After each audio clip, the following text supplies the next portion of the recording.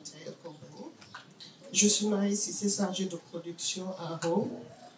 On est très heureuse aujourd'hui de vous accueillir pour cette soirée consacrée à l'art, à la transmission et à la mémoire culturelle, élaborée en collaboration avec notre très cher Abdourahmane Demba Sissoko, journaliste et critique de cinéma, que nous remercions chaleureusement pour son engagement et son précieux soutien à nos côtés. Pour cette soirée, nous allons débuter avec la projection du film Iba Ndiaye, portrait d'un peintre, réalisé en 1982 avec Paulin Soumano Vieira. Ce documentaire consacré à l'une des figures majeures de la peinture sénégalaise ouvrira notre réflexion sur les enjeux et la création artistique et son héritage. À l'issue de cette projection, un premier panel intitulé École des Arts réunira M. Aboubakar Thiam, directeur général de l'École nationale des arts, des métiers de la culture, et M. Jean-Paul Silman Ndiaye, président de l'Association des animateurs culturels et des conseillers aux affaires culturelles. Et ensemble, ils échangeront autour du rôle de la formation artistique et culturelle dans le développement des talents et du secteur culturel. Ensuite, nous poursuivrons avec un second panel intitulé L'école de Dakar et ses héritages, en compagnie de notre très chère Tata Anta Germaine, artiste et enseignante, de Tonton Serey Ndiaye, artiste peintre, et de Tonton Wagal Gueye, commissaire d'exposition et directeur artistique, qui partageront leur regard sur l'influence de l'actualité de ce mouvement majeur de l'histoire de l'art sénégalaise.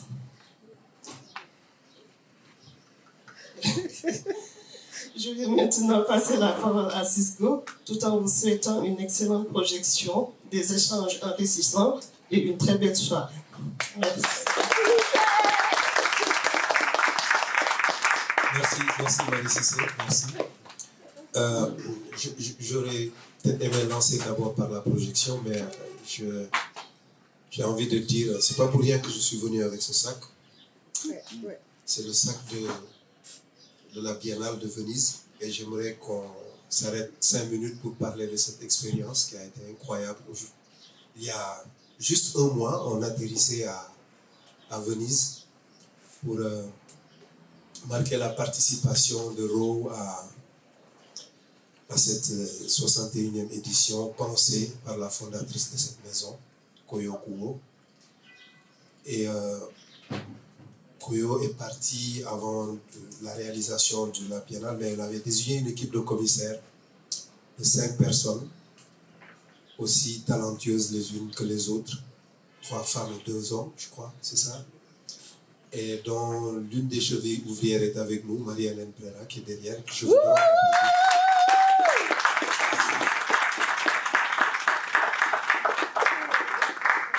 Cette expérience nous a permis de voir vraiment l'impact qui a été celui de Koyo, à la fois dans l'esprit des gens qu'elle a rencontrés, mais aussi dans les démarches qu'elle a influencées. Parce que dans son esprit, on ne peut pas faire quelque chose de solide, de durable, sans esprit de collaboration. Et moi, c'est ce mot que j'ai retenu lors de la conférence de presse, à laquelle j'ai eu accès difficilement, mais j'y ai quand même accédé, et j'ai trouvé ce moment, j'ai assisté à ce moment où on parlait de ça, de l'idée que c'est ensemble qu'on peut faire quelque chose de fort, de durable, qui reste dans l'esprit des gens. Et tous les gens qu'on rencontrait parlaient de Koyo dans ce sens-là. Et donc c'était une expérience extraordinaire. En 2 tableaux, il y avait l'expo centrale que les commissaires ont monté, et puis il y a d'autres expos qui sont disséminés dans un espace qui s'appelle l'Arsenal, et où il y avait beaucoup de pavillons. Certains étaient boycottés, d'autres étaient bien visités. Bon, suivez mon regard pour les pavillons qui étaient boycottés. Je ne dirai pas le nom du pays. Et je pense qu'on a 1 ou 2 minutes pour écouter Marie-Hélène, je pense. C'est important, j'y tiens. Je sais que ce n'était pas prévu du tout, mais il faut que tu viennes dire 2 mots sur comment vous êtes passé de l'idée de Koyo, cette expo pensée, à sa matérialisation, et ce qu'on a vu et qui est en cours jusqu'au 22 novembre. C'est ça qui est intéressant avec la Biennale de Venise, c'est que ça court sur 7 mois jusqu'au 22 novembre. Et donc on peut choisir sa période pour aller visiter. Mariella. Merci Cisco. Bonsoir à toutes et à tous. Ceci n'était pas prévu du tout pour moi. Je suis en mode je me vide la tête, je suis à Dakar, je reviens à la maison et voici qu'on me piège à la maison. Mais merci beaucoup. La Biennale, cette édition de la Biennale de Venise a été très, très spéciale pour plusieurs raisons. Une des raisons principales étant celle de l'absence de Koyo. Mais en même temps, elle avait déjà une idée très claire de ce qu'elle voulait faire pour cette édition. Et elle a proposé un thème qui utilise une métaphore musicale, donc en clé mineure, in minor keys. Et l'idée étant de réfléchir à ces clés mineures qui sont des savoirs, des épistémologies, des géographies, des savoirs traditionnels et autres pratiques culturelles, artistiques, qui ne sont pas forcément bien regardées ou ne sont pas forcément bien enseignées et qui pourtant sont des espaces, des lieux de création très importants, des lieux de savoir importants qui pourraient informer les manières dont on pourrait habiter le monde ensemble. Donc pour Koyo, cette idée de clé mineure, c'était aussi une méthodologie, voilà, retourner à des méthodologies plus ancrées, plus inscrites dans un temps lent et qui donnent plus d'espace pour pouvoir vraiment réfléchir à qui nous sommes ensemble en tant qu'humains et quel est notre rôle, voilà, dans nos sociétés. Du coup, la Biennale s'est faite avec la participation de 110 artistes qui sont venus du monde entier. Et un des aspects qui était important pour Koyo aussi, c'était que ces artistes puissent nous montrer leur monde, leurs univers. Donc pour elle, 110 artistes c'était important, pas 300 artistes comme on a l'habitude de voir dans des grandes biennales comme ça. Les 110 artistes qui ne vont pas montrer une seule œuvre, mais vont montrer des séries d'œuvres qui vont faire en sorte que l'on puisse voir d'où est-ce qu'ils ont commencé et à quel point est-ce qu'ils sont aujourd'hui. Et comment est-ce que ces trajectoires ont informé leurs pratiques, mais aussi beaucoup d'autres pratiques d'autres générations autour d'eux et d'elles, de ces artistes. Et peut-être pour terminer, il y a vraiment beaucoup qu'on peut partager, mais un point essentiel est celui du shrine. Peut-être traduit en français, ça donne l'autel. Donc ce lieu de commémoration, ce lieu où on ouvre un espace pour pouvoir se reconnecter à ces figures emblématiques de l'art contemporain qui ont été là et qui ont transformé des contextes, qui ont créé des canons historiques et qui aujourd'hui ne sont plus présents, mais leurs pratiques sont présentes et doivent être enseignées. Donc dans cette section de Shrine, Koyo a invité les travaux de 2 artistes, donc Issa San, connu sous le nom de Joachim aussi, une figure emblématique de l'art contemporain ici au Sénégal, et aussi Beverly Buchanan, qui est aussi une figure emblématique de l'art contemporain aux États-Unis. Et pour Koyo, il était important que cet espace de Shrine soit un espace où ces 2 pratiques sont mises en conversation, mais aussi sont mises en conversation avec des artistes contemporains vivants. Une autre artiste qui a été...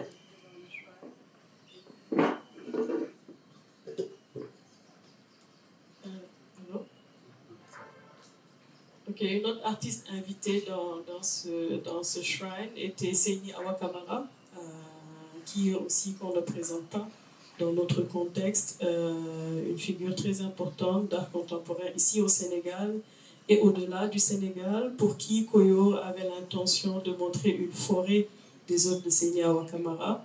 Donc pour elle, c'était important que ces figures-là, parmi tant d'autres, soient montrées au cœur du monde de l'art. Donc Venise étant un des cœurs du monde de l'art, mais qui ne soit pas montré seul, qui soit montré en conversation. Donc on a essayé de mener ce travail en nous nourrissant des conversations qu'on a eues avec elle, en nous nourrissant de tout ce qu'on a appris d'elle pendant toutes les années où on a travaillé avec elle, et en avançant en tandem. Nous étions 5 et tous les 5 avons travaillé avec Koyo d'une manière ou d'une autre, et ça nous a permis de pouvoir mener la mission qu'elle nous a laissée. Voilà. Merci. C'est très bien résumé. Et pour ceux et celles qui envisagent d'aller à Venise, il y a aussi l'espace Rome, une bibliothèque, où on a des livres, des affiches, et 2 vidéos de journaux, 2 vidéos qui montrent Joe Wakam et Koyo qui sont quelque part en conversation. Et il y a beaucoup de vidéos où on entend des voix, et ça s'est traduit, je crois, l'après-midi du jeudi par cette caravane poétique et musicale extraordinaire. Pendant 1 heure, on a en 4 ou 5 tableaux, les gens ont lu des textes, il y a eu de la musique, et ce qui était intéressant, c'est par là que je vais terminer, c'est que 2 ou 3 jours avant, pendant les 3 jours, il a plu. On était sous la pluie, on cherchait des parapluies pour s'abriter et tout. Et le jour où on a décidé de rendre hommage à Koyo par cette caravane et puis par la soirée, ce soir-là, mais les gens transpiraient parce que le soleil était là. Dire que bon, écoute, la pluie, mets-toi de côté un peu pour qu'on fasse la fête, on communique avec les ancêtres. Et ça, c'était cet esprit-là aussi qu'il y a avec Wéré Linking, avec Philippe, son époux. Et voilà. Donc, je tenais à ce qu'on ait ce résumé de Venise 2026, parce que c'est Koyo qui l'a pensé. Donc, on va passer à la projection de ce film, parce que Pauline Louviera a fait beaucoup de portraits d'artistes. Il en a fait avec Drago Diop, et là, c'est Iba Ndiaye. Et ça nous permettra, pour le second panel, d'avoir peut-être du matériau pour discuter de l'école des arts, des héritages, de sa présence encore ou de son absence de l'école de Dakar. Donc, bonne projection. Ensuite, on aura les 2 panels. Vous n'applaudissez pas moi. Vous applaudissez.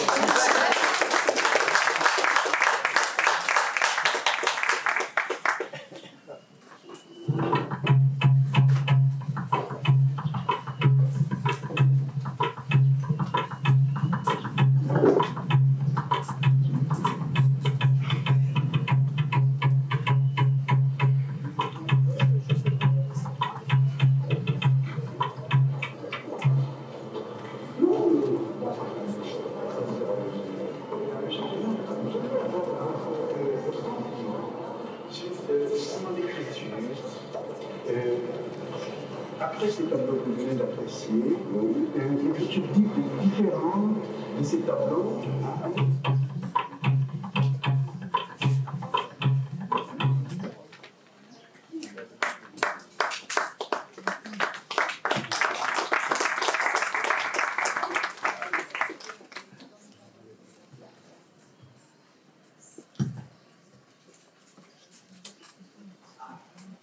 La peinture est un métier.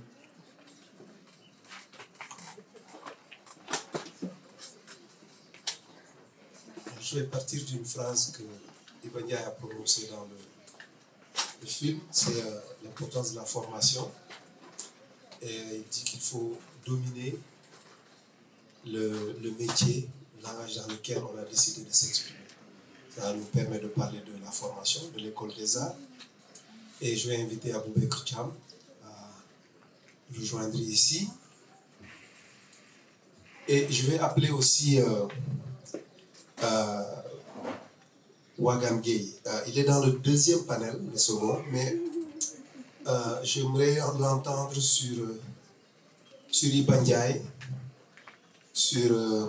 parce qu'il y a quelques années, il a organisé une expo à la Galerie nationale de Lodz à Dout, où il a une lecture singulière de l'école de Dakar. Bon, on va parler de ça dans le second panel, mais j'aimerais qu'il vienne me parler un peu d'Iba Ndiaye. Wagan, c'est que je te prends au dépourvu, mais...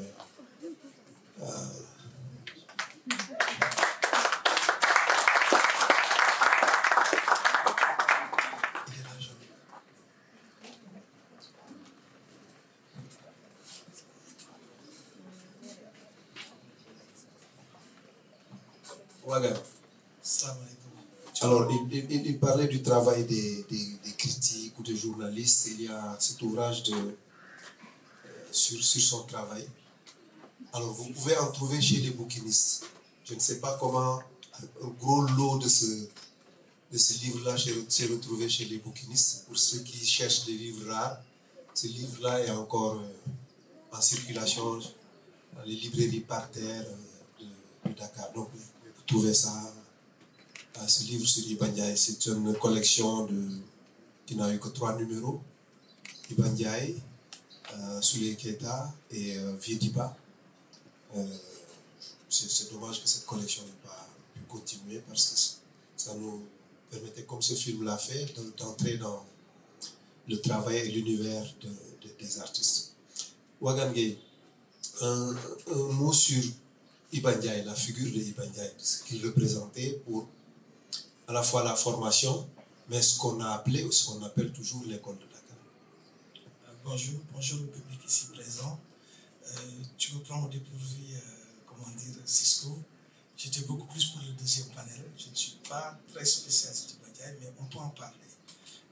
Moi, je vois beaucoup plus Iba Ndiaye sous le côté des pères de la peinture sénégalaise. Voilà, le Quator, Iba Ndiaye, Léopold Sédar Senghor, Pierre-André Lorz et Pape Ibra Tall. Voilà. Je pense que pour ceux qui s'intéressent à l'histoire de nos arts visuels, ce quator est très important, avec beaucoup d'engagement et même de rapport, bien avant même qu'ils mettent en place l'école des arts de Dakar, qui évoluera, qui donnera les manufactures des arts décoratifs du Thiès, avec la direction de Pape Ibra Tall. Et que aussi Iba Ndiaye a été un des premiers formateurs de cette grande aventure dans ce quator. Et que Senghor est tout fait pour ramener aussi, l'os de Poto à Dakar, avec, l'entraînement de son ami à l'époque, André Malraux.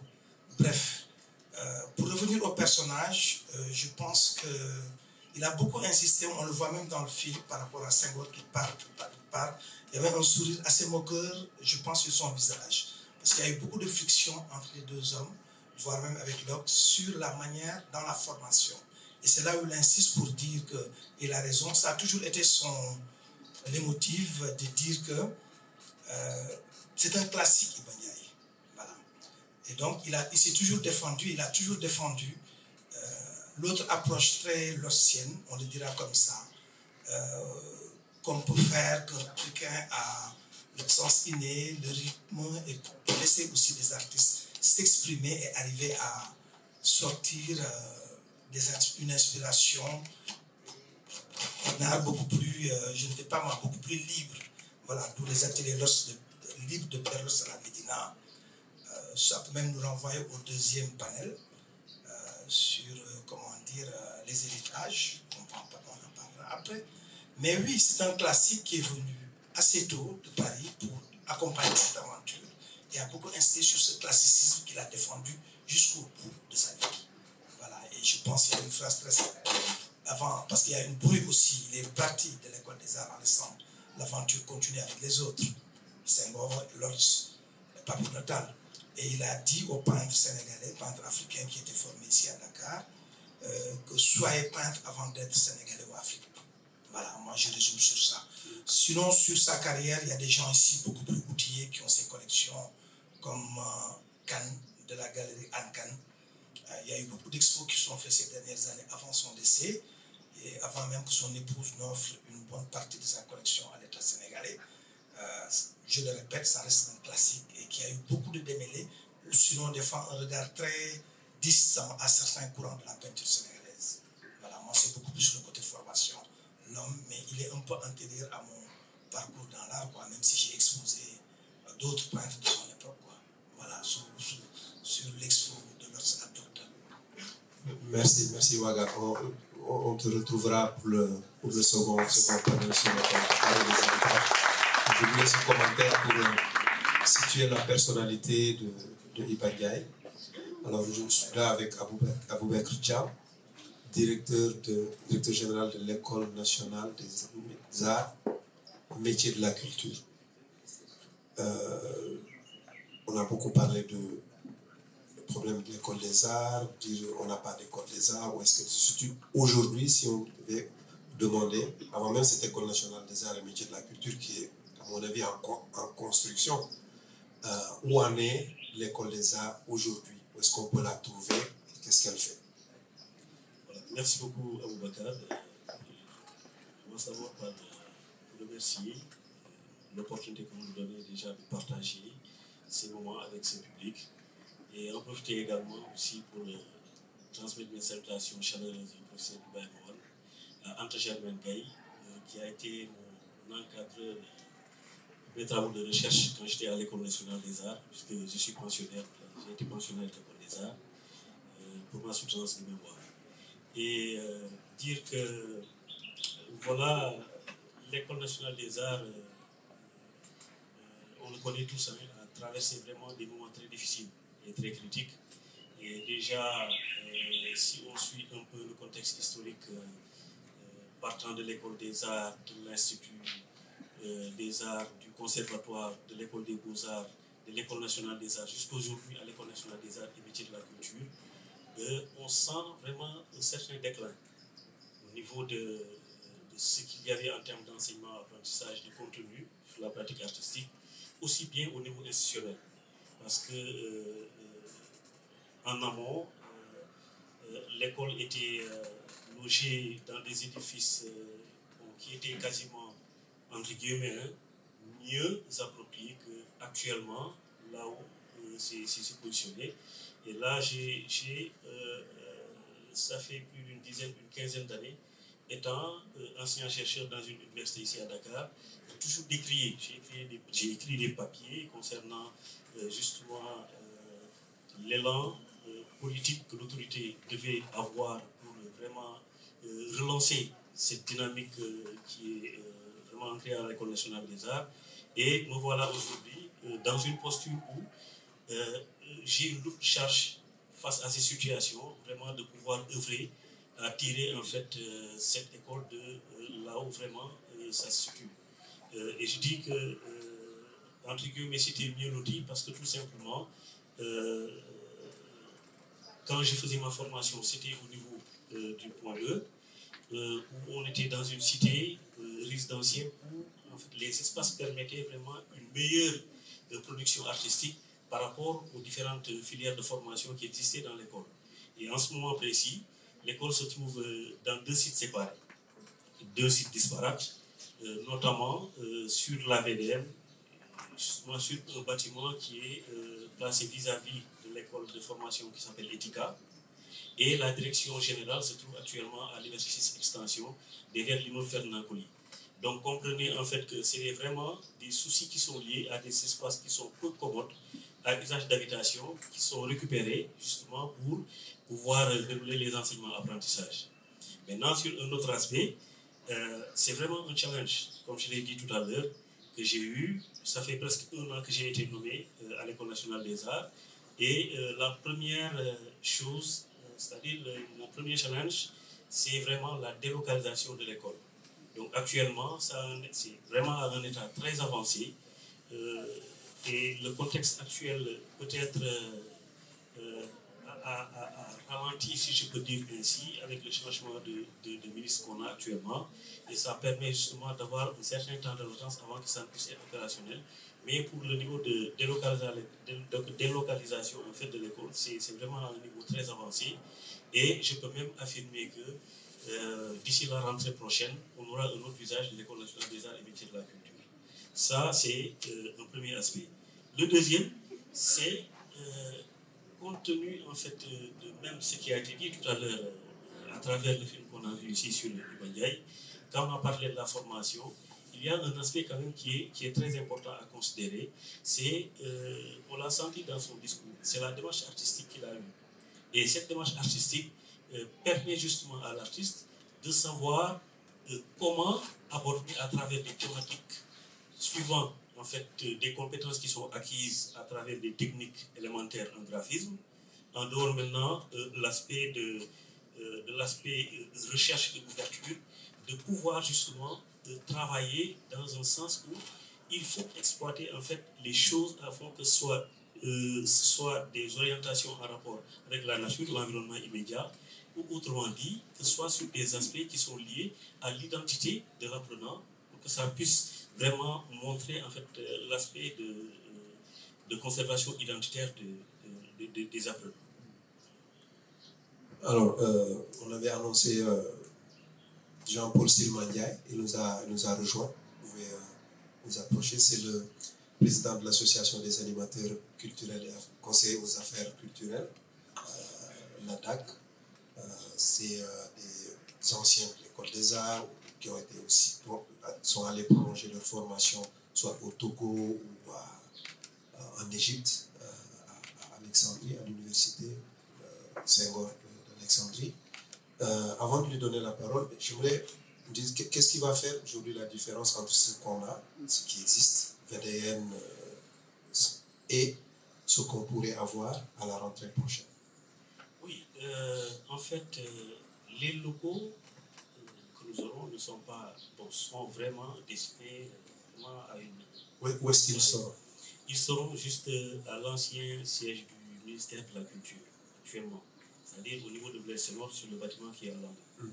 Parce qu'en fait, le ministère est en train de déménager. Ils ont récupéré justement les clés pour rejoindre la sphère ministérielle de Diamniadio.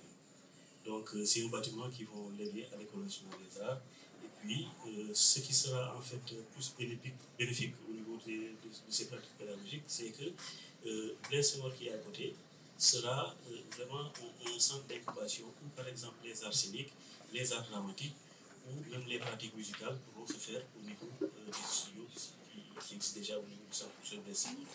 Et par rapport justement au décret 2022-141 du 22 janvier 2022, qui donne des directives justement pour aller dans le sens de créer une nouvelle filière des conseillers aux affaires culturelles.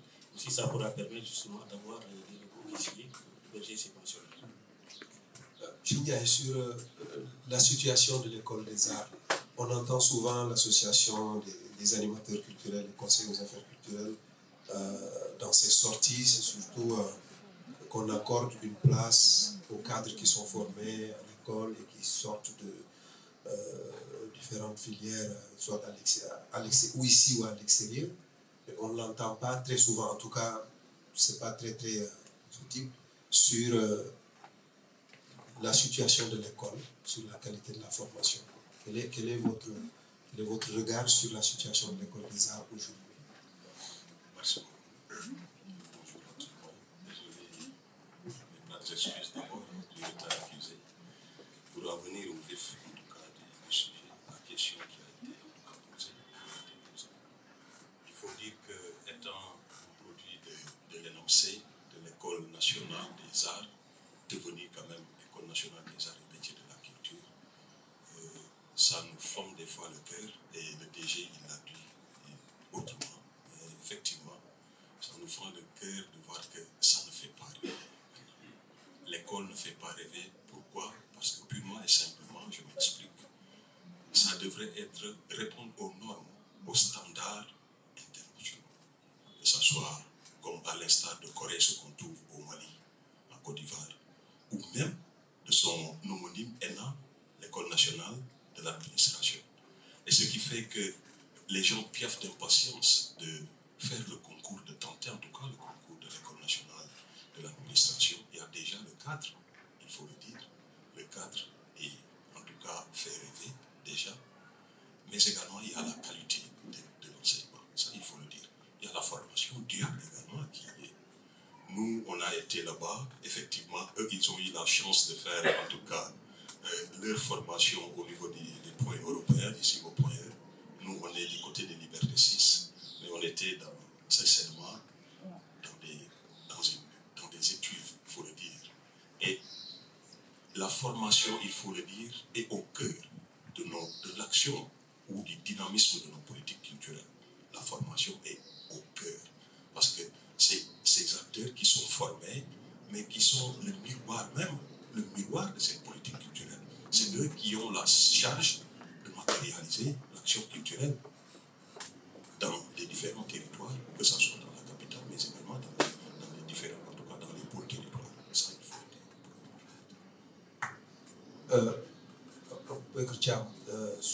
Sur l'école, est-ce que l'école nationale des arts qui va là où vous allez déménager, dans l'ancien, c'est tout, de l'ancien ministère, quels sont, aujourd'hui je pose la question, qu'est-ce qui va faire la différence? Comment est-ce qu'on va y entrer? Est-ce que c'est les mêmes formations, les mêmes concours ou les mêmes procédés pour accéder à l'école? Comment est-ce qu'on va accéder à cette école quand elle va? Oui, en fait, pour accéder à l'école, en fait, il faut passer par le concours national. Donc c'est le concours qui est organisé en début du mois d'octobre. Donc un appel à candidature est lancé, suite auquel les postulants vont candidater. Et ce qui se passe, c'est que pour les différentes formations, les différentes filières de formation, en fait, il y a des quotas qui sont fixés, par exemple, par le ministère. Si je prends la filière des professeurs d'art plastique ou des professeurs de musique, nous avons une commande qui nous vient du ministère de l'Éducation. Pour nous dire, par exemple, nous avons besoin de 20 professeurs d'éducation artistique plastique et 20 professeurs d'éducation artistique musicale. Et de ce fait, nous lançons 20 postes pour les plasticiens et les musiciens. Et à l'issue de la formation, nous leur envoyons en fait ces résultats qui répondent en fait à leurs besoins et du coup, ils les insèrent directement sur les postes budgétaires qui sont prévus pour ça. Et il en est de même pour la filière animation culturelle, mais j'avoue que ces postes budgétaires sont définis par le ministère. Et récemment, à mon arrivée, j'ai vu quand même que ça faisait, je pense, 5 ou 6 ans qu'il y a des cohortes d'animation culturelle qui sont sorties mais qui ne sont pas encore recrutées. Certains ont bénéficié de contrats, d'autres non. Mais je pense que l'école a la vocation de former et de mettre à disposition. Et maintenant, le recrutement se fait via le ministère. Mais on sent peut-être qu'il y a un besoin. Pourquoi ils ne sont pas recrutés? Oui. N'étant pas habilité en fait, à recruter, je me verrais mal en fait, donner une explication dans ce sens. Mais tout compte fait, je suis en train de travailler avec l'association des élus locaux à travers en fait, le réseau des maires du Sénégal, parce que le besoin est là.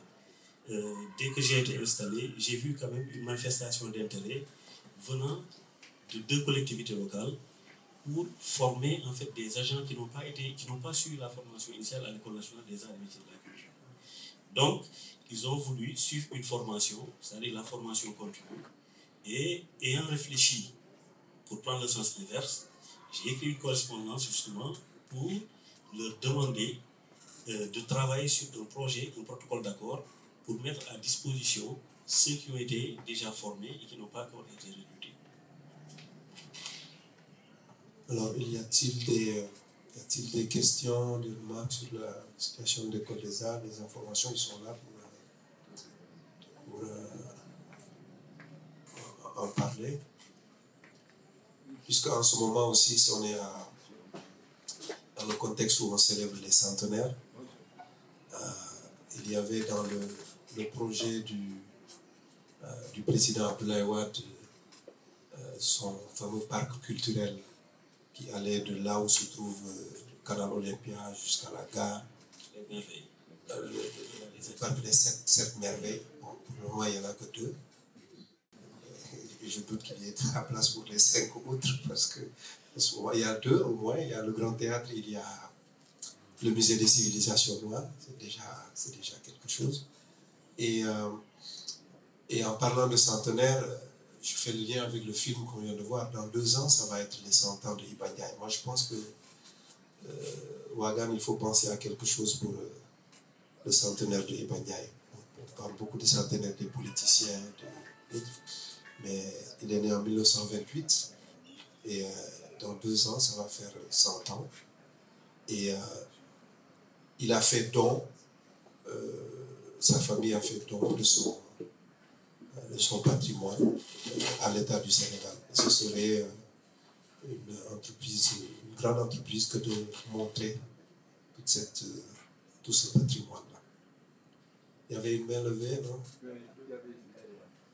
Ah bon, c'est Abdoulaye Racine Kane qui a une grande collection d'Iba Ndiaye. Ah, Abdoulaye Racine Kane, très bien. Donc, il faut... Il vient d'ouvrir une galerie, d'ailleurs. Voilà, à Yoff. Oui, à Yoff. Ouais. Alors, bonsoir tout le monde. Tout d'abord, mes respects, professeur. Ça fait un honneur de retrouver ici mon professeur d'artistique en entre 2004 et 2007. C'est lui qui m'a enseigné, oui, éduqué en art. C'est le meilleur de prof. Hein. C'est le meilleur. C'était aussi c'était le meilleur prof de tous, c'est le plus aimé. Je vous jure. Alors là, je suis venu aujourd'hui avec 2 casquettes. Hein. Un casquette de manager d'artiste et de cadre politicien de gauche sénégalaise. Alors, ma question, il y a une question que j'avais posée la dernière fois ici à l'eau, mais on l'a éludé. Alors, je le repose à mon cher professeur Mouchikab. C'est qu'en fait,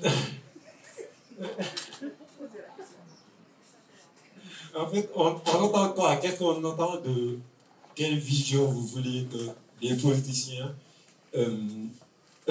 s'impliquent? Qu'est-ce que vous attendez réellement? Qu'est-ce que les artistes ou les managers d'artistes attendent réellement des politiques? Par exemple, un cadre ou bien tout un écosystème ou bien une industrie plaisante même pour pouvoir vraiment faire décoller l'art ici au Sénégal. C'était ça. Merci beaucoup.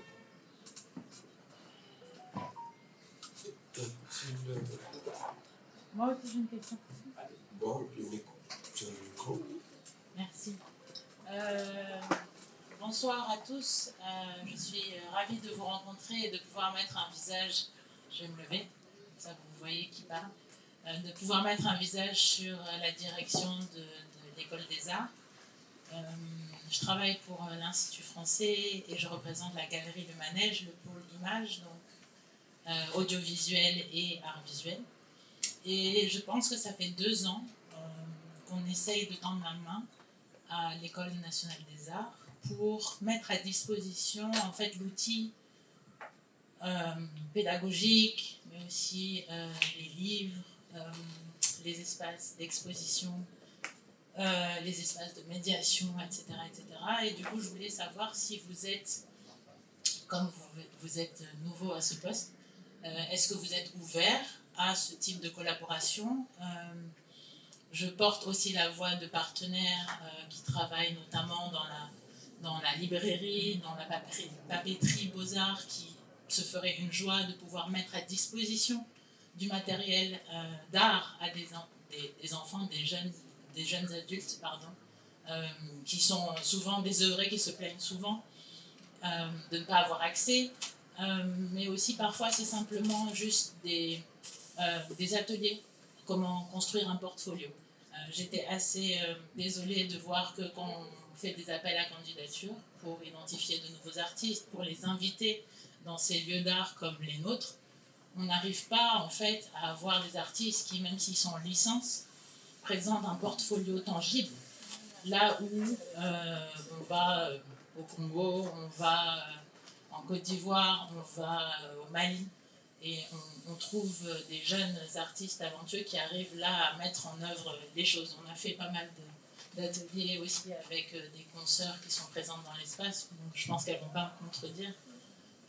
Est-ce que vous êtes ouvert en fait à ce type de collaboration, que ce soit avec nous, avec ces lieux d'art que nous représentons, parce que je pense, il me semble, sans être pédagogue ni enseignante, que ça pourrait vraiment être au bénéfice des artistes. Merci. Il y a... Oui, là. Oui, allez-y. On répond, on pose toutes les questions. Non, allez-y, présentez-vous et posez quelques questions, comme ça ils répondent déjà. Ok, d'accord. Moi, je m'appelle Tidonion, je suis sénégalais, je suis peintre. On va dire j'ai co-créé une école d'art, plus ou moins pour les jeunes pour l'instant. C'est une école un peu privée, on va dire. Maintenant, moi, ma question, c'est quelle est la politique, vous qui êtes en contact avec les gens, au final, parce que quand vous dites que quelqu'un vous a mis en place, quand vous a mis à ce poste, il y a des budgets qui sont définis. Par exemple, les profs, vous dites, par exemple, un exemple de 20 profs. Enfin, toutes ces choses, on dirait qu'elles sont définies par des gens au-dessus de vous, on va dire, imaginons. Mais les gens là, est-ce qu'ils ont un rapport avec l'art? Est-ce qu'ils ont un contact? Est-ce qu'il y a une vision des politiques sénégalaises concrètement sur 10 ans, 20 ans, etc. Quelle est la volonté de l'État sénégalais de former le peuple sénégalais déjà sur l'art en tant que tel? Moi, dites-vous, bon, ce qui a fait que l'école existe aujourd'hui, on va dire, c'est Instagram qui nous a fait connaître, etc. Et avec les vidéos, on s'est dit, on va faire des vidéos, justement, par rapport avec Badjaï, où on va aller dans la rue avec 100 000. On dit, tu connais Picasso, ok. Si tu connais, on te montre une photo de Badjaï, si tu le connais, on te donne 100 000. Tu vois? Ça veut dire, on est certain, on va trouver des gens qui sont vieux. Hein. Enfin, pas vieux, justement, pour être sûr de ne pas donner les 100 000. Mais c'est pour dire que, si tu vas dans un pays, normalement, les membres du pays sont censés connaître les plus grands peintres du pays. Moi, je suis certain que les gens ne connaissent pas Badjaï. Dans ce sens-là, qu'est-ce que l'État du Sénégal, au-delà de créer des peintres, etc. Mais ce documentaire-là, il doit être sur la RTS, par exemple. Vous voyez ce que je veux dire? Il faut que le peuple lui-même soit investi dans l'art, parce qu'au final, c'est un marché. Il y a tout le monde. Il y a les spectateurs, il y a les regardeurs, il y a les créateurs, et c'est un ensemble. C'est-à-dire, c'est une formation sur la population de manière générale. Vous voyez ce que je veux dire? Donc, quelles sont les politiques? Quelle est la volonté profonde de former le peuple sénégalais de manière générale sur ces créations? Parce que les créations-là, elles racontent nos histoires, qui nous sommes, ce que nous voulons être, ce que nous étions, ce que nous sommes. Donc c'est nous, en tant que tel. Et si ça n'a pas d'aura, d'espace, d'endroit, comme elle a dit, rien ne va sortir. Je ne sais pas si on se comprend. Alors moi, donc la question est là. Merci. Alors, on répond à cette première série. On reviendra avec...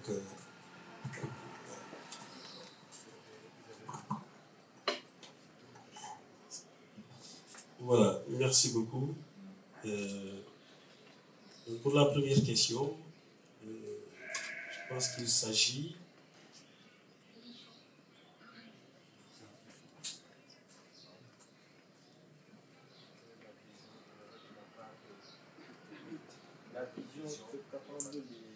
Ah d'accord, oui. Quelle est la politique des dirigeants pour les managers? Bon, je ne sais pas, hein. Vraiment, si c'est à moi de dire ça ou pas, il y a déjà la direction des arts qui a cette vocation, la direction générale de la culture qui œuvre un peu dans ce sens. Mais à mon avis, nous avons des curricula de formation quand même qui sont orientés vers cette formation. Et pour moi, quelqu'un de formé, de bien formé, avec un cursus comme il faut, doit s'orienter vers l'aspect entrepreneurial. Voilà, donc pour moi, cet entrepreneur ne doit pas tout attendre de l'État, mais doit pouvoir vraiment s'engager dans la vie active et puis travailler sur des projets, de bons projets, s'ouvrir aux partenaires et puis vraiment faire avancer son business en fait. Donc c'est moi cette manière-là dont je vois les choses par rapport à cette question. Oui, par rapport à la galerie Le Manège. Je confirme, hein, je suis tout à fait ouvert par rapport à ce type de collaboration, à ce type de partenariat. Et pour vous donner un exemple, j'en ai récemment signé 2. J'en ai signé un avec Wash Gallery et je viens d'en signer un aussi avec Célébéor. Et pour moi, c'est véritablement une opportunité qui s'ouvre à l'école. Parce que si on prend par exemple le cycle moyen, par rapport à la pré-professionnalisation, ces jeunes étudiants ont besoin justement d'avoir ces imprégnations à travers justement vos galeries, tout en se faisant former justement à la conception de portfolio. Moi, de toute façon, je suis très preneur, hein. Je suis très preneur pour ça. Et quant à l'idée aussi de disposer de documents pédagogiques, là aussi, je suis très ouvert. Et pour ne citer par exemple que ces 2 exemples, et ensuite d'un 3e, je viens aussi de signer un accord de partenariat avec la bibliothèque universitaire, la BU, justement pour permettre à tous les étudiants, tous les pensionnaires de l'École nationale des arts de pouvoir consulter des ouvrages qui pourraient, quand même dans le cadre de recherche de mémoire, et même au-delà de certains documents qui puissent les intéresser concernant l'histoire de l'Afrique, la tradition africaine et les peintres, les précurseurs dont les œuvres sont dans le rayon, de pouvoir notamment les consulter. Et on est même allé plus loin de voir des ouvrages dont les étudiants auront besoin de faire un répertoire en fait de ces ouvrages-là, de leur proposer, et en fait eux ils vont les chercher pour les mettre à la disposition de l'École nationale des arts. Donc pour moi c'est une opportunité qui est là, qui se présente à l'école, et d'ailleurs je pense que c'est une des raisons qui m'ont les plus motivé à venir partager en fait ces moments-là, pour dire qu'en fait cette école-là se met dans une posture d'ouverture et participative, en fait, d'une manière inclusive, pour que en fait toutes ces ressources, que ce soit des ressources financières, économiques, des ressources vraiment intellectuelles, puissent venir et qu'on puisse travailler dans ce sens. Et pour moi, quand je regarde ce paysage dans lequel nous évoluons dans le thème de la culture, nous voyons que vraiment tout est là. Donc il suffit simplement de mettre le cadre, de créer les conditions dans lesquelles en fait, les uns et les autres peuvent venir créer une convergence, une synergie d'action pour pouvoir véritablement mieux orienter en fait, cette politique en termes de formation à l'École nationale des arts. Voilà, par rapport à la politique de l'État, oui, nous sommes une école nationale qui est placée sous la tutelle du ministère de la Culture, de l'Artisanat et du Tourisme. Donc cette école dispose d'un budget d'investissement et d'un budget de fonctionnement. Et ce budget-là, il est voté par un ministère, d'abord par le ministère de la tutelle, ensuite le ministère des Finances, et ce budget-là passe à l'Assemblée nationale. Et en fait, comme on est un établissement public à caractère administratif, on est en fait autonome comme une université, entre guillemets, et c'est ce budget-là qui est voté. Et ce budget, vous le savez tous, c'est un budget qui n'est jamais en fait suffisant pour même tendre vers des aspirations par rapport à nos ambitions que nous avons déclinées pour cette école. Et il y a des initiatives qui sont prises dans le champ de nouer des partenariats, de nous ouvrir à des partenaires extérieurs, aux missions diplomatiques, pour pouvoir en fait travailler dans ce sens. Parfois c'est une mise à disposition d'outils concernant la pédagogie, d'instruments de musique par exemple, ou un parc informatique pour travailler avec les nouvelles technologies de l'information et de la communication, ou alors soit des échanges concernant la formation des formateurs. Donc à travers le programme Erasmus par exemple, donc des formations qui se font dans les pays qui existent dans le réseau Erasmus pour faire en fait des renforcements de compétences.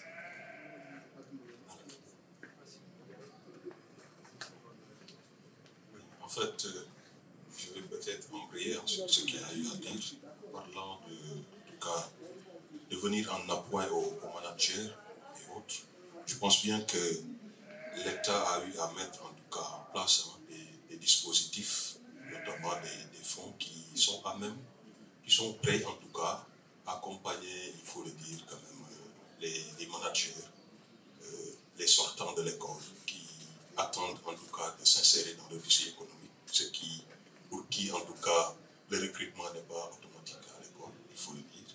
Et parmi ces dispositifs, ces mécanismes de financement, il y a également le fonds où en tout cas je travaille, donc le fonds de développement des cultures urbaines et des industries créatives, et qui quand même, parmi les points, en tout cas les mandats qui lui sont assignés, devrait en tout cas continuer, capaciter les acteurs et même ceux qui sont sortis, les professionnels en tout cas du secteur. Ça, il faut le dire.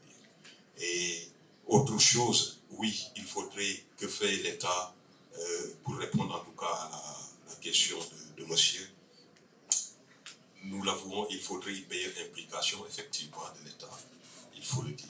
Et je pense bien qu'ils sont dans ce sillage, ils sont en train de faire des efforts dans ce sillage. Et ce qu'il faudrait dire, ce qu'il faudrait souligner, c'est qu'il faudrait qu'ils s'impliquent davantage dans ce qui se fait à l'école. Parce que pour avoir en tout cas 3 au chapitre au rendez-vous du donner et du recevoir, il faudrait que l'image de l'école puisse en tout cas coller ou répondre avec ce qui s'enseigne. Donc il faudrait une meilleure implication pour savoir qui sont recrutés, mais qui dispensent les cours et dans quel cadre ces derniers, en tout cas, dans quel cadre on dispense en tout cas ces cours à ces apprenants et à ces derniers qui devraient effectivement se charger, en tout cas, comme je l'ai dit à l'entente de mon propos, de matérialiser l'action culturelle dans les politiques publiques.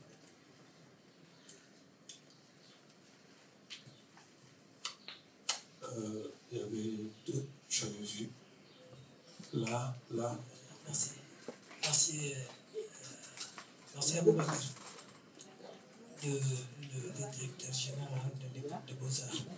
Je salue tout le monde, Serigne Ndiaye. Je suis ravi de t'avoir entendu parler comme ça. Pendant très longtemps,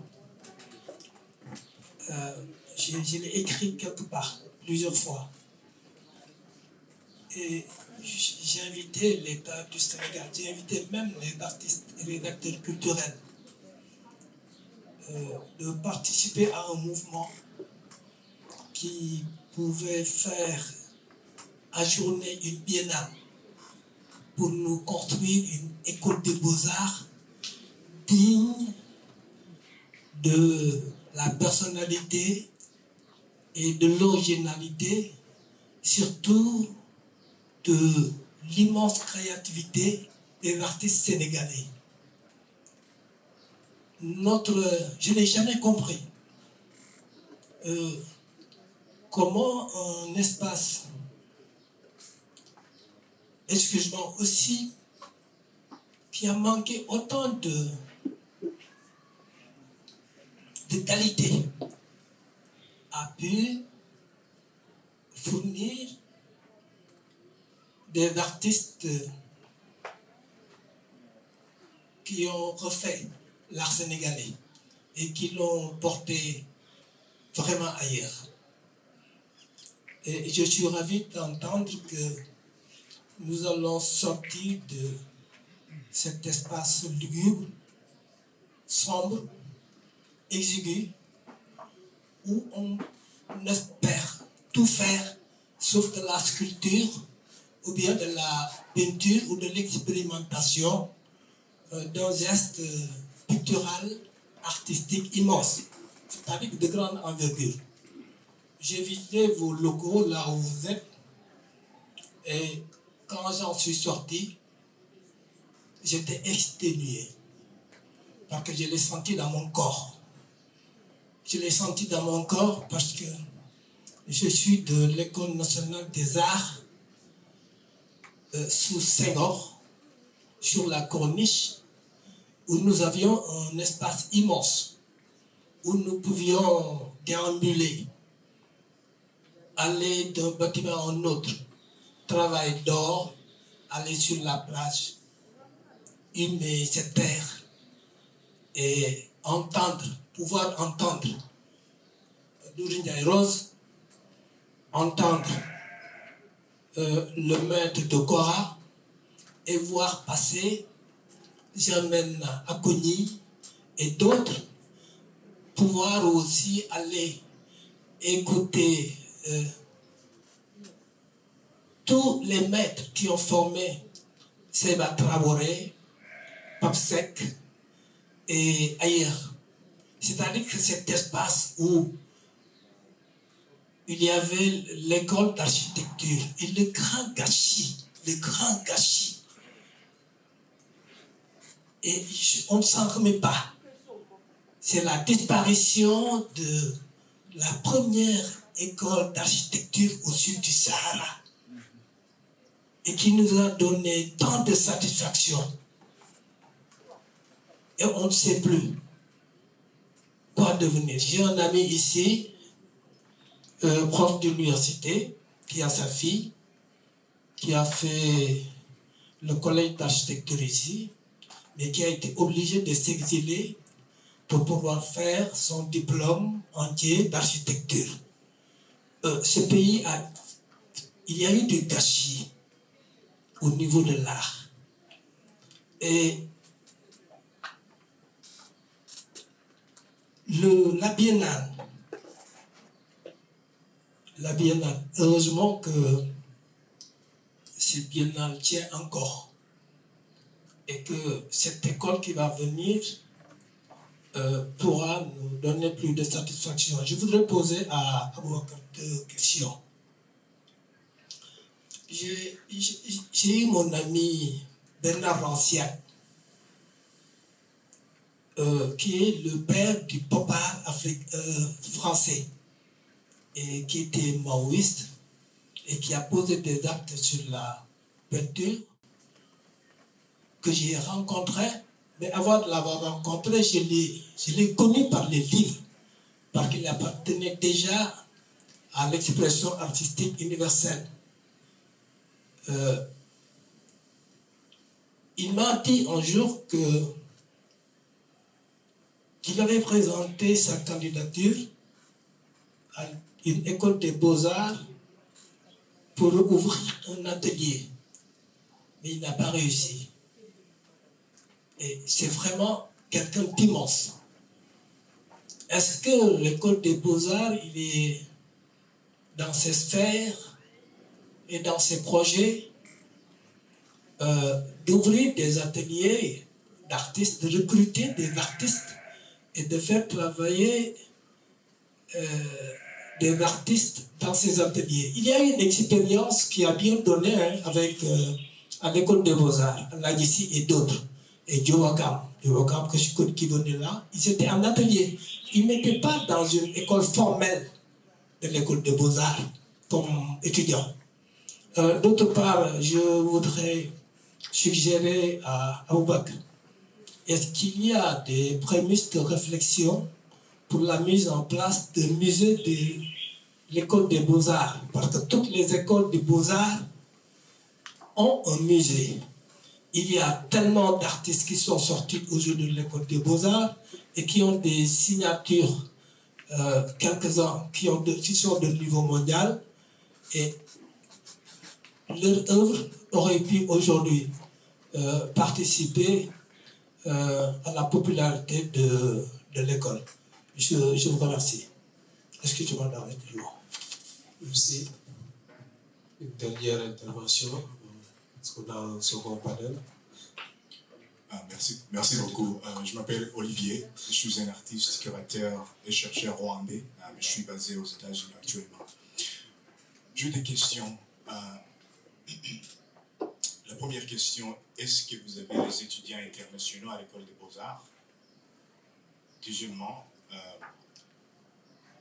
êtes-vous ouvert de commencer des collaborations avec les autres institutions et écoles des beaux-arts à travers l'Afrique et ailleurs? Merci. Ici.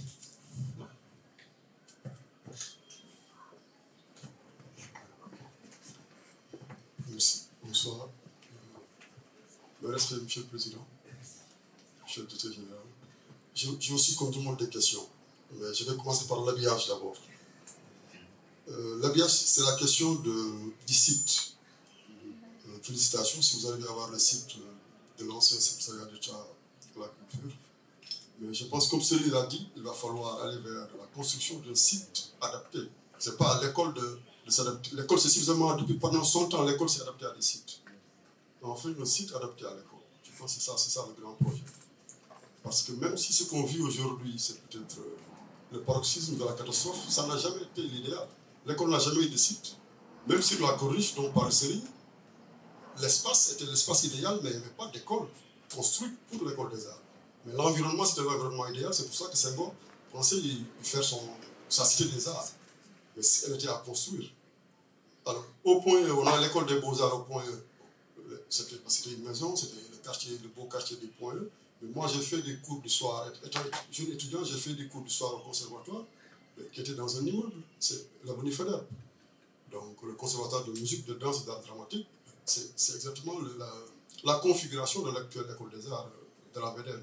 Donc on n'a jamais eu d'école des arts comme espace physique. Mais comme l'a dit Céline, on a toujours fait des miracles dans des espaces qui n'étaient pas adaptés. Alors, les deux questions. La première, c'est sur ce que je considère moi comme une asymétrie.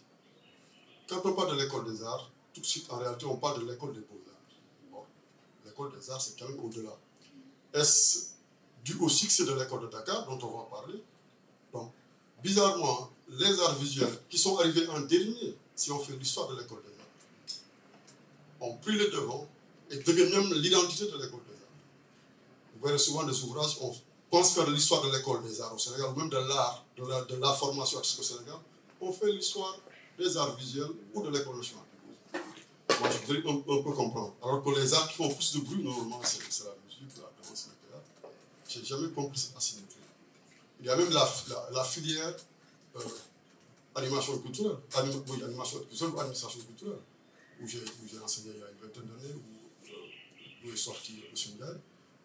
On n'identifie pas les acteurs qui sortent de ça à l'école des arts. De la même façon, on n'identifie pas les gens qui font du théâtre à l'école des arts. Mais on a des figures des arts visuels. Moi, je pense. Évidemment, la plupart des directeurs de l'école des arts ont été des gens du monde. Je ne pense pas que ce soit la seule raison. Alors, la deuxième question, c'est sur des interactions. L'école des arts a été créée au lendemain de la fédération de l'éclatement de la fédération du monde. Avant, c'était la maison des arts. C'est l'école portée par le ministère de la Culture. C'est l'école des arts. Mais 60 ans après, est-ce que l'école des arts peut continuer à être seulement portée par le ministère de la Culture? Ce que fait l'école des arts, c'est de la pédagogie. Ce que fait l'école des arts, c'est de la recherche, etc. Est-ce que l'école des arts peut rester en dehors d'une collaboration, pour ne pas parler de tutelle ou de co-tutelle, avec le ministère de la formation professionnelle et technique, avec le ministère de l'Éducation, avec le ministère de l'Enseignement supérieur? Il me semble que l'école des arts est devenue trop lourde pour le ministère de la Culture depuis très longtemps. Voilà. Merci. Je ne sais pas si ça fonctionne. Bon. Je m'appelle Jacques Trouvé, j'ai été professeur à l'école d'architecture. J'avais le département d'art plastique. Et accessoirement, j'ai travaillé aussi un peu à l'école des arts à l'époque de Alioune Badiane. Les deux derniers intervenants ont posé un problème qui est crucial. L'école des arts faisait partie, dans un projet Senghor, d'un Institut national des arts. L'école d'architecture ouverte en 1972 était la dernière pierre ajoutée à ce grand complexe, qui devait être un centre où se mêlaient toutes les disciplines artistiques, ce qui est très important, parce qu'on ne peut pas dissocier de l'architecture, les arts plastiques, la musique, la danse, et actuellement même le cinéma, l'audiovisuel, etc. C'est un tout. Et on doit penser actuellement à avoir une vision d'ensemble de toutes les disciplines. Maintenant, une autre question, la question du site. Mais nous avons un site extraordinaire. Nous l'avons déjà, ce site, qui a failli être détruit d'ailleurs. L'ancienne FIDAC, c'est un complexe architectural extraordinaire, reconnu dans le monde entier. On vient du monde entier visiter l'ancienne FIDAC. C'est en plus le monument de la rupture avec le colonialisme. C'est le monument qui donne, qui suit Senghor, avec le parallélisme symétrique, etc. Bon, ce grand complexe est en train de tomber en ruine. Maintenant, toutes les expositions se font à Diamniadio. Elles se font de plus en plus à Diamniadio. Et on laissera tomber ce complexe. On a d'ailleurs, il y a eu pendant la campagne électorale un projet de raser ce centre pour faire un centre commercial pour ambulants. Je voudrais bien qu'on m'explique ce que ça veut dire. Parce que commercial et ambulant, centre commercial et ambulant, ça va. Bon. Et nous avons dans ce complexe des grands bâtiments qui font de magnifiques ateliers. On peut développer toutes les formes d'art. Donc, pas besoin de construire, simplement réaménager ces ateliers. Et une restauration coûtera moins cher. Et il y a eu déjà des projets de restauration qui sont tombés à l'eau, qui étaient financés par, je ne sais plus, un milliardaire américain, et certains architectes sénégalais avaient travaillé déjà sur ce projet. Donc, la restauration de ce centre coûterait moins cher que de fabriquer quelque chose. L'espace est là, encore, ce qu'il en reste, parce qu'il était beaucoup gratté, mais c'est une opportunité. Alors, on passe souvent, à côté, au Sénégal, on passe le temps à passer à côté des opportunités. Ensuite, c'est trop tard. Une troisième question, une troisième considération c'est le respect qu'on a aussi pour les œuvres d'art et le respect qu'on a pour les artistes. Ça, il faudrait que les écoles le prennent en considération. On forme les enfants, ils apprennent à respecter. Quand on voit une mosaïque sous la VDR ou sur la corniche, sur laquelle on colle des affiches, où est le respect? Et ça, c'est à l'école qu'on doit l'apprendre aux enfants. Parce que on arrive à une aberration. La fameuse fresque, qui en réalité était une mosaïque de pièces, j'ai vu une photo où il y avait une affiche collée déjà avant qu'on la décale. Et il y a eu pour justifier la destruction de cette mosaïque, la justification d'une œuvre originale. C'était une œuvre originale. Je regrette, mais on ne peut pas dire que c'était une copie. La copie est une autre chose. Un peintre peut faire un carton pour une tapisserie. Ce n'est pas lui qui va la tisser, mais la tapisserie est la tapisserie de ce peintre. Une mosaïque n'est pas faite par l'artiste lui-même, mais elle est faite sous sa direction. Et il y a même dans le passé, nous avons eu des gens comme Renoir, Degas, etc., qui étaient des peintres qui ont fait des sculptures qui étaient exécutées par des gens sous la direction. Actuellement, Auter, est un des derniers, Auter, on n'a jamais fait une sculpture. Il n'a jamais fait une sculpture avec ses mains. Il fait des dessins et il les fait exécuter. Donc, il faut bien aussi se mettre dans l'esprit qu'il y a toute une classification qu'on doit respecter. L'œuvre originale, le multiple, les tirages commerciaux, etc. On pense que...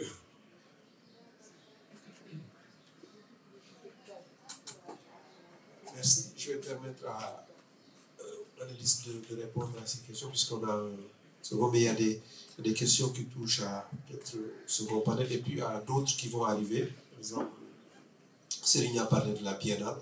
Il y a un panel qui est prévu dans un mois sur la Biennale, début juillet. Et aussi, on a parlé de l'école d'architecture et tout. Demain, on a un dialogue sur l'architecture, parce qu'on nous a exposé une vision 2050 pour Dakar, mais on va aller au-delà de ça. Parce quelle est la vision pour l'architecture? Mais ils ont déjà un projet pour l'ancienne FIDAC, le CICES. Je les ai vus présenter une grande maquette. Oui, alors ça justement c'est quelque chose d'extraordinaire.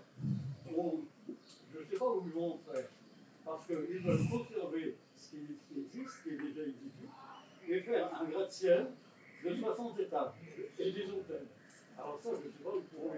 Exactement, c'est leur vision. Le ministre sortant a présenté ça. Bon, on ne sait pas ce que ça va donner. Alors, Thiam et Yaye, je vais vous laisser répondre aux questions et aux remarques. D'accord, merci beaucoup, Bakar. Donc, par rapport à la question. Puisque je suis le maître du temps, vous avez 5 minutes. D'accord, je vais aller vite alors. Voilà, c'est pour Céline Ndiaye, que je salue au passage, hein, cher doyen. Par rapport au projet d'ouvrir des ateliers, je n'en suis pas encore à ce niveau pour plusieurs raisons, hein, parmi lesquelles déjà les espaces qu'il nous faut, je ne les ai pas encore. Et fort de ce constat, je suis obligé, même pour certains projets, de les délocaliser. Mais pour dire que je suis même dans ce sillage, à travers des résidences. Donc des résidences conjointes avec des artistes internationaux qui viennent résider ici, à Dakar, qui viennent à l'école pour travailler en fait dans ce cadre-là. Et il y a aussi des masterclass qui se font, hein, souvent par ces artistes internationaux qui viennent résider ici, au Sénégal. Maintenant, des prémices de réflexion menées pour l'énoncé, pour un musée, non. Nous ne travaillons pas encore pour ces projets-là, mais pour une galerie, oui. Mais pour le musée, avec tout ce que ça requiert, moi je pense que déjà on a galéré pour accéder à cet espace-là. Nous lancer dessus, peut-être pour le projet de construction, prévoir en fait un espace qui va dans ce sens pourrait être vraiment cette piste pourrait être exploitée. Voilà, pour M. Olivier, pour des étudiants internationaux, oui, nous recevons des étudiants internationaux et nous en envoyons aussi. Actuellement, à travers le programme Erasmus, nous avons des étudiants musiciens qui sont en train de suivre leur cycle en Italie, à Malaga, pas à Malaga, non, c'est en Italie, peut-être le nom va me revenir. Donc, ils sont en train de poursuivre en fait leur cycle de recherche. Voilà, des collaborations avec la sous-région, oui. J'ai signé des partenariats, des conventions avec des écoles d'art de la sous-région, du Breka pour la Guinée. Je l'ai fait aussi avec l'INSAC à Abidjan. Actuellement, je suis en train de travailler sur un projet de partenariat avec le Maroc, avec l'Algérie, pour dire que ce sont des collaborations, des pistes de collaboration qui sont exploitées à ce niveau, même à l'international. Hein. J'ai parlé tout de suite de l'Italie, mais pour l'Espagne aussi, avec un projet au Malaga. Il y en a aussi en Lituanie. J'ai un projet, donc le partenariat est déjà ficelé avec la Lituanie et la République tchèque aussi.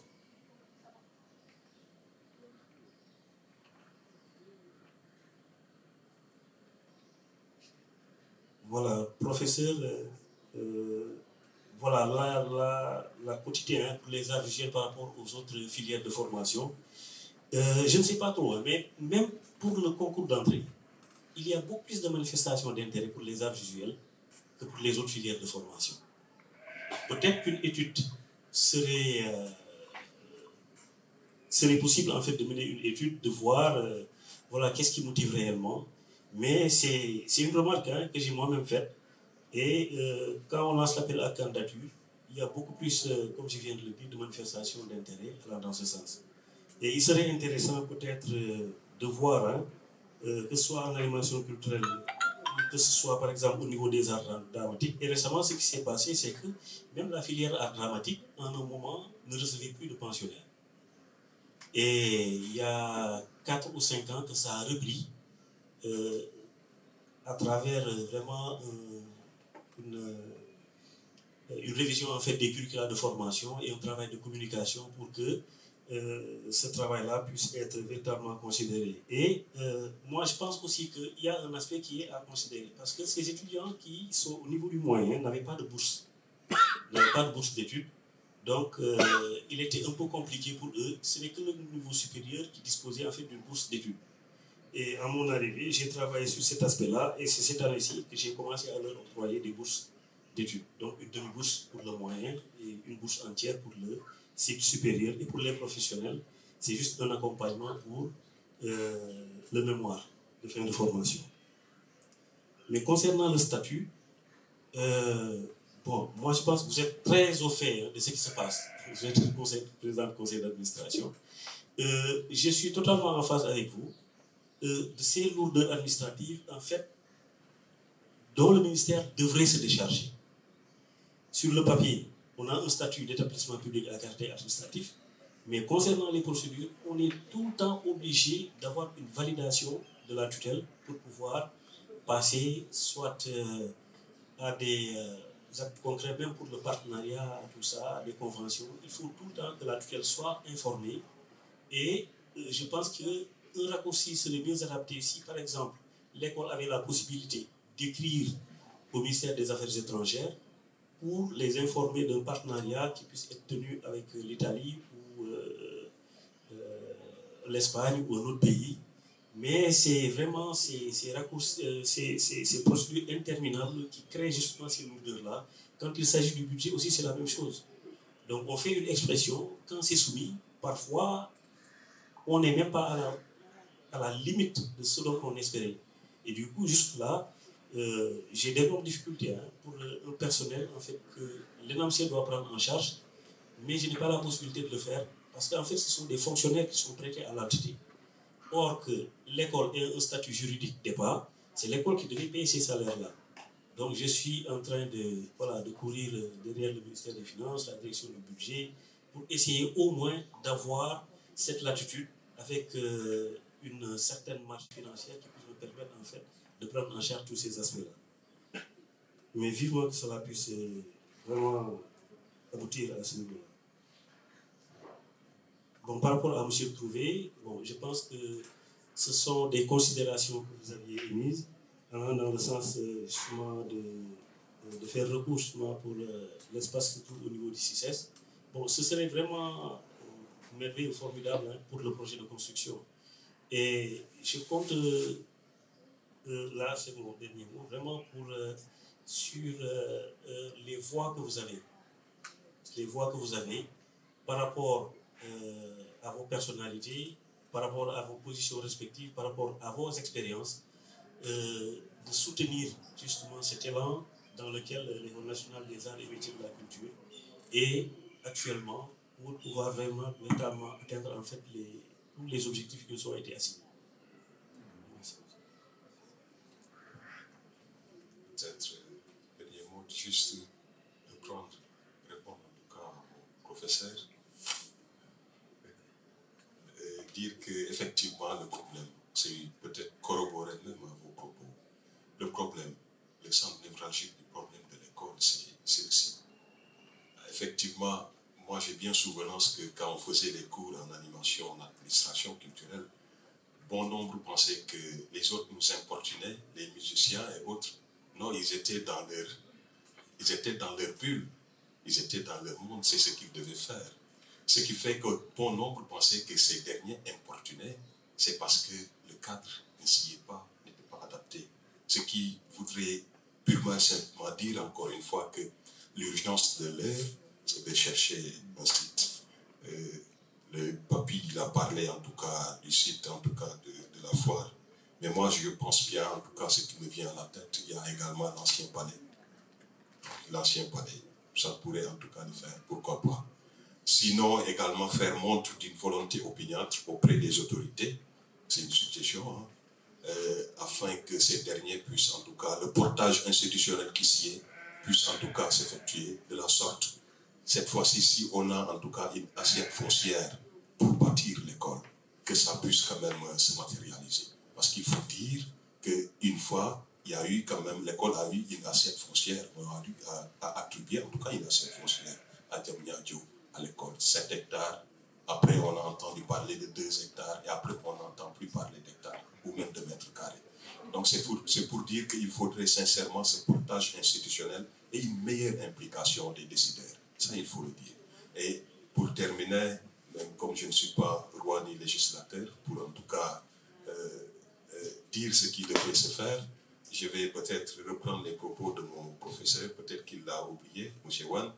J'étais encore à l'école et une fois il est venu faire un panel animé, un panel là-bas. Il a dit il faudrait que l'école devienne et non qu'elle demeure seulement. Et ça veut tout dire. Merci. Merci. Je pense qu'on a eu beaucoup d'informations. C'est quand même un gros paradoxe, quand même extraordinaire. Il n'a pas de site, il n'a pas encore d'école d'identité, mais il travaille. Il nous a parlé de beaucoup de partenariats signés, de perspectives, d'une vision. Et c'est vraiment à saluer. Moi, je me dis, s'il a le site, on va avoir des merveilles. Moi, j'allais poser une question sur justement le site de Diamniadio, mais vous y avez répondu. Donc, les 7 hectares n'existent plus. C'est ça. Ça, c'est une info pour moi. Parce qu'on avait présenté un site, effectivement, à l'école. Il y avait même une maquette là qui circulait pour Diamniadio. Donc, merci à vous, Thiam. Merci à Claudia. Je pense qu'on a eu beaucoup d'informations sur le thème. Merci beaucoup. Alors, on va enchaîner. J'appelle Wagan Gueye Serigne Ndiaye.